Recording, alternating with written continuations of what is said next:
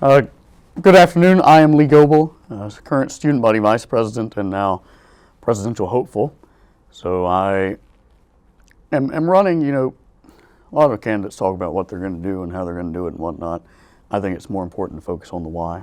And I'm running because we deserve better as a student body. You look around the SEC and you see schools doing such incredible things with their facilities. You look at Tennessee and they've got a 400,000 square foot student union that'll be finished in the next year and a half for a student body that is smaller than ours. You look at Tennessee again and they've got a multicultural center, a pride center, a women's center. Where are those facilities for us? I know we had this nice business building, but we also had the humanities classroom building that the elevators don't work in, the water fountains don't work in. It's unacceptable, That's one of the things that really confirmed my decision to run.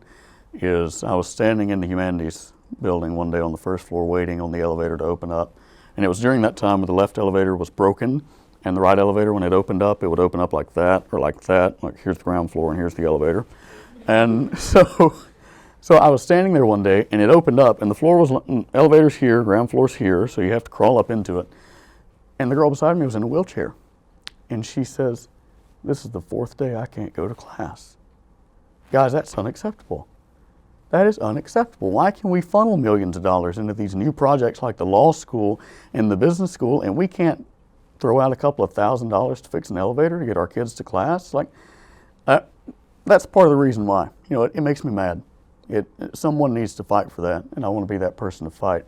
But it's all about representation in the end, and that's what student government's about. It's not one more party for everybody. It's not free barbecue for everybody.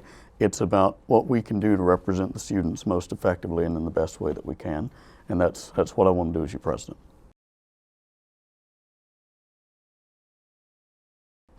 Campus is moving west, obviously. We're moving down toward the river, and we're buying more and more land. So we're going to have to put some buildings on all that land that we buy. So if we do move that direction, there's been talk of the student center, student union moving to the Coliseum area. If it moves in that area, then maybe there. If not, campus is moving and some of our buildings and schools will move, so we're going to have some empty buildings that we'll need to renovate. So maybe in an empty building on campus that we can renovate and make new.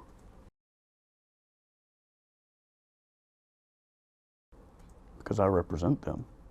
Because in the end, it's not about the 12% that did vote, it's about the 100% that's here.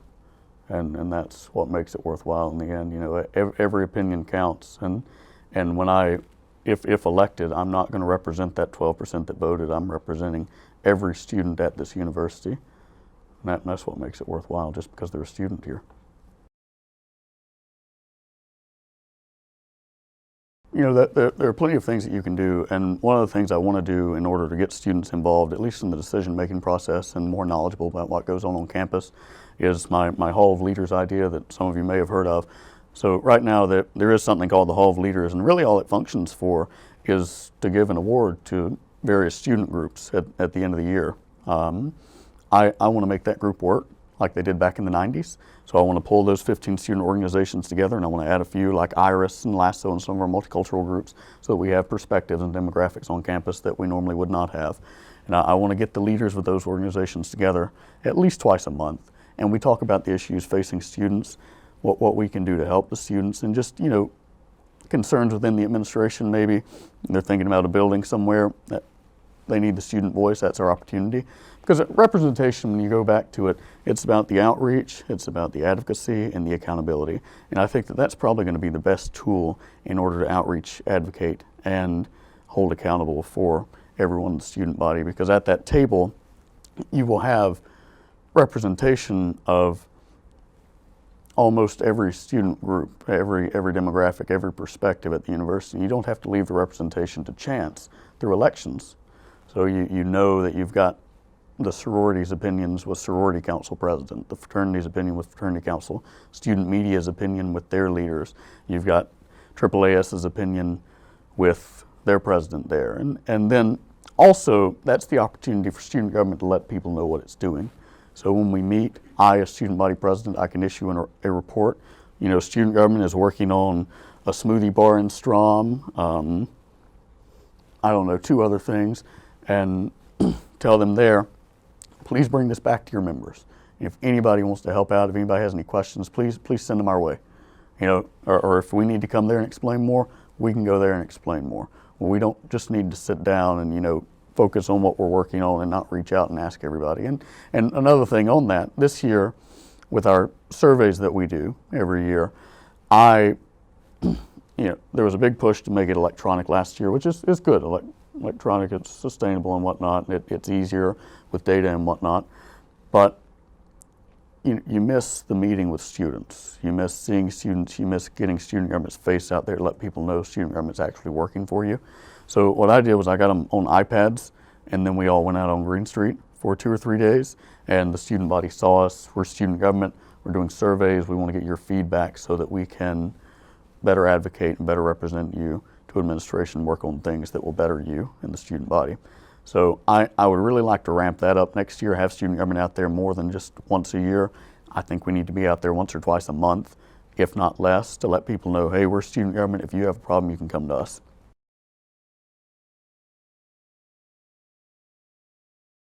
I first want to say that I find it kind of embarrassing on our part that they didn't feel like they could come to us and talk to us too, you know, and I know that because I stood after they had their rally at Osborne.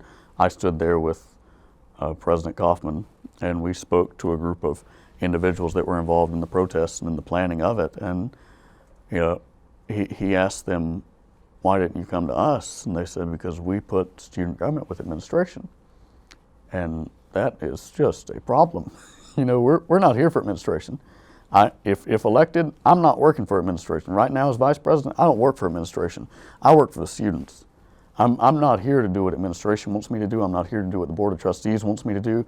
I'm here to represent the students. I'm here to fight for them and what they need. And it's a shame that people do align us with administration. I think it's all about who you elect to and the perception that they give. But what is student government's role in it? I think that we can work with them to really hold administration accountable, because we have those meetings that are already scheduled where we're going to be in with President Pastides, we're going to be in with Student Affairs Administration, and I think that we can follow up every time we're in there. What are we doing on this item on the list? And then we can go back and kind of talk to them. We can bring them into the meeting. You know, I'm all for it. If somebody really has that big of a problem, let's bring them in. Let's bring them in to talk. I don't know why we don't let students directly advocate for themselves. They've got a voice. Let's let them use it, you know? So I think that's what we could do as student government, just really get them in there at the table and talk about it and make sure we're holding them accountable, because that's the most important part. They've done a great job about, you know, putting out their concerns and what they would like to see. The next step is just holding administration accountable for when they say, yes, we can work on this, you know.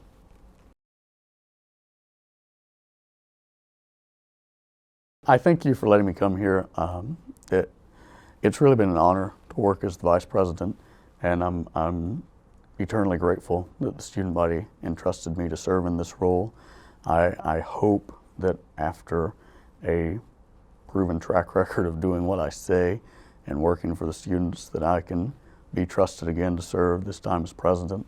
So, you know, there's a lot at the university that we can do. There's a lot at the university that we can do together. And I'm going to go a little unscripted here. As far as qualifications go, I don't think that anyone in this race is more qualified than I am. And it kind of hurts to see some people just kind of step up out of nowhere and run, especially the 4 candidates we've got. They were all in student government at one time, and they all quit. I'm the person that stuck with it.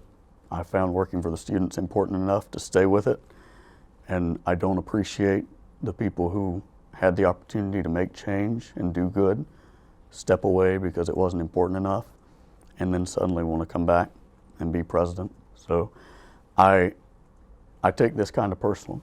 I take this race personally, because it's one of those things where I've worked hard, and my fight's not done. I'm not done working, and I hope that the student body will give me the opportunity to continue to work for them.